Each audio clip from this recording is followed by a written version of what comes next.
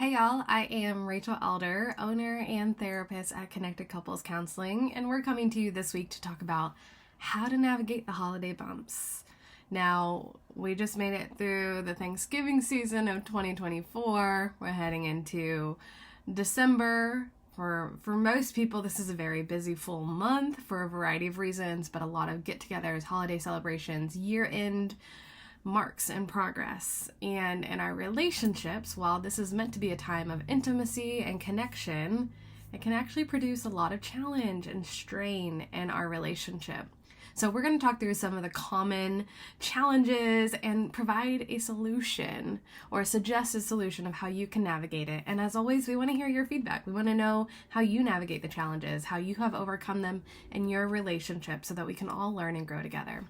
So one of the most common challenges that couples go through is the financial strain during the holiday seasons. I couldn't believe that Black Friday started on a Tuesday before, was it even the week before? I don't even know. Someone told me that Black Friday had already started and I was like, wait a minute, what? I had no idea. The pressure our society puts on us about buy this, get the best deal, of show your love and care by buying gifts. It's just in our face for months. And of course it's a financial strain. Gift giving, travel, hosting events, the year-end financial pieces, wrapping up, preparing for tax season. There's just a lot in our face about money. And so one of the best things that you can do as a couple is to start to communicate openly and honestly about expectations, budgets, where you're at, working together as a team. Finances are a common perpetual issue in relationships that kind of pull us apart. We get stuck in conflict, we get in gridlock. But talking more about it is how you get through it. So set a budget for holiday expenses and stick to it. Consider creative gift giving ideas or experience over the amount of gifts. Remember that quality time and shared experiences often hold more value than just presents. So that's our quick tip. Another kind of dynamic that we face as a challenge during the holidays is the family dynamics.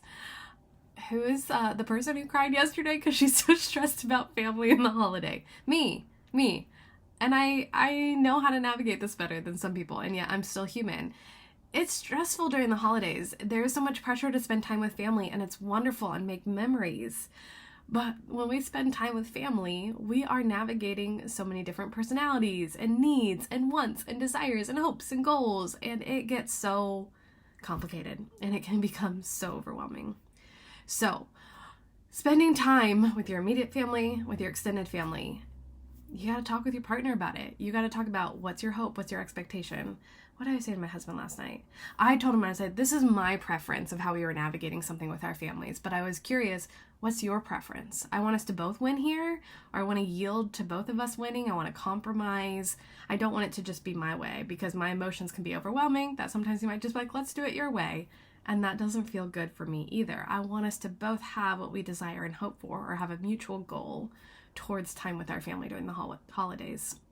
So best thing you can do is talk with your partner about it, but also establish clear boundaries and communicate about your expectations around the holiday season with your family. What are the boundaries you need to do it in a healthy, connected way? What are the expectations you have of one another as you spend time with family? And then approach potential conflicts you might face with empathy and open communication, and prioritize each other's well-being. Make sure that you both are truly winning in this, or you're truly supporting one another well. A third one is time management challenges. I just always share the example of my husband and I, but we are drastically different when it comes to time management and planning for the holidays. I've been planning for the holiday season since October. He is just maybe now dabbling in the idea of like, what gifts should we buy people, or what does this look like, even though we're in the month of December now.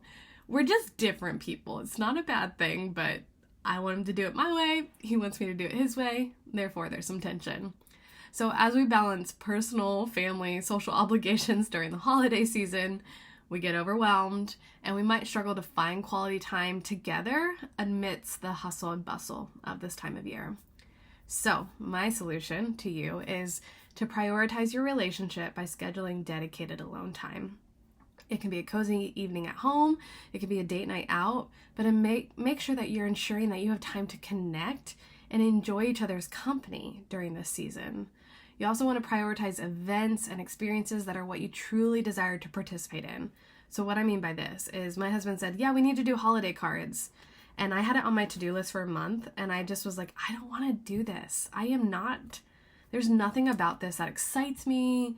And so I asked him, I was like, if this is not a priority to you, I don't want to prioritize it. I want to know if we can skip it this year. If it's important to you, we can talk about it and maybe we can delegate some different pieces so it's not all on me. But if this is not important to you, can we skip it? And we both decided, this is not a priority. We do not need to do this. You have permission to do this in your life. Just because so-and-so sent out their holiday cards already and you're getting holiday cards does not mean you have to do it. Just because so-and-so already set up for Christmas already doesn't mean you have to be set up. You have permission to say, what is going to allow me to enjoy this holiday season well, with joy, with positivity versus stress and overwhelm and negativity. This is your permission slip. Take it and run with it. Permission granted to prioritize the things that are important and to release the things that are not. It is okay to not do it this year or ever again. So hold those boundaries, focus on joy and connection, and also focus on prioritizing your family's needs and your relationship needs over the expectations that others might have of you. All right. Another challenge, comparison and social pressure. Because of social media, we see everyone's holiday celebrations, what they're doing, and it can trigger a lot of feelings of inadequacy or not enoughness. A lot can get pulled up. So as we see others' seemingly perfect celebrations, remember, seemingly perfect, we don't know if it's actually perfect, it can lead us to have unrealistic expectations for ourselves and then dissatisfaction within our own relationship or our own selves of how we're navigating the holidays. The solution is to focus on your own unique journey as a couple and to resist the urge to compare. Social media is often the most curated moments. You don't have to be a curated moment 24/7. It is not realistic. It is not feasible. It is not possible. You got to embrace the imperfections of your own celebrations and cherish what makes your relationship special, what makes your holiday season special. If you find yourself getting in that comparison trap, guess what? All you have to do is put that phone down and put it to the side. Turn it off, silence it, mute it, whatever you need to do. Stop comparing yourself and instead look around you of what you've created, what you've done, what you want to do, and honor that. Don't get lost in that inadequacy or not enoughness that can come during this time of year.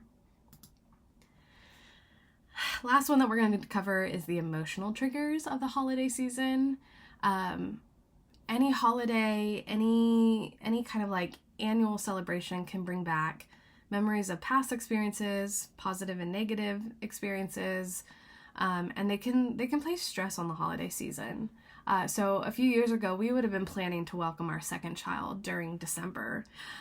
Our first child came a few days after Christmas in December, and we found out we were pregnant again, and we were going to be welcoming another baby in the month of December, which was pure chaos, but you know what? Let's just make it crazy. And unfortunately, we lost that baby. And that year, when it came to that holiday celebration, I was really struggling because everyone else was celebrating and having a great time. And yet I felt really isolated and alone because I was remembering that I should have been having a baby right now. I should have been holding my new baby. And so I share that example that holidays bring up emotional triggers. You can see my eyes got a little teary-eyed. I don't feel as emotionally distraught and upset anymore as I did a few years ago, but I can still feel that in my body. We all have that experience. We all have things that have happened during this time of year, or the memories we held, right? If we've lost a loved one, we've lost parents, grandparents who were a part of those holiday celebrations. It is incredibly normal that emotional experience or the emotional triggers around it get pulled up. I just had the same thing last night with my husband with it being Thanksgiving, all of my family got together back home in Indiana. And of course they do that. I don't live there anymore, but I was still sad. I wanted to be a part of it. I wanted to be in the room and connected, and all I could do was FaceTime. And so it's okay to have emotional triggers. What we need to do, the solution is to be mindful of them, to communicate openly with your partner. It would have helped my husband a lot if I would have had awareness that, oh, I'm feeling really sad. I'm feeling disconnected from my family and I'm having a hard day. If I could have let him know that, he wouldn't have been kind of caught off guard last night. Like, oh, we were just talking about this and now you are crying. What is going on? Which is just normal in relationships, no shame.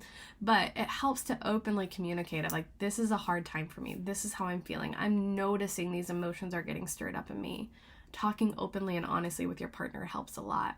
And then you want to support each other in processing those emotions, creating a safe space to turn towards one another with them, and seeking to understand and provide comfort for one another. This holiday season is about connection. It's about creating memories. It's about creating experiences together.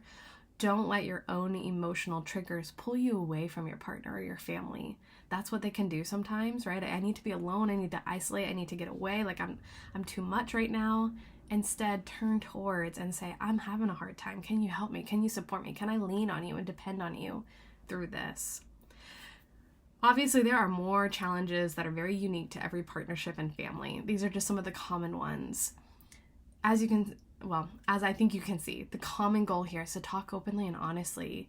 Be direct, be specific, be clear of your expectations, your goals, your hopes, your desires. Don't wait for your partner to guess what they are or mind read them. Just tell them, this is what I want to do this holiday season. This is important to me. What about you? Be curious with one another and come together as a team to navigate the holiday hustle, bustle, challenges, and hurdles that can intentionally or unintentionally come your way this season. As I said in the beginning, share your comments below. Share the challenges you've had and how you've navigated them. Let's learn from one another. Let's grow with one another. We all have so much wisdom and insight to share, so don't hold it back. Provide it in the comments below. Let someone else learn from you. Until next time, I'll see you guys then.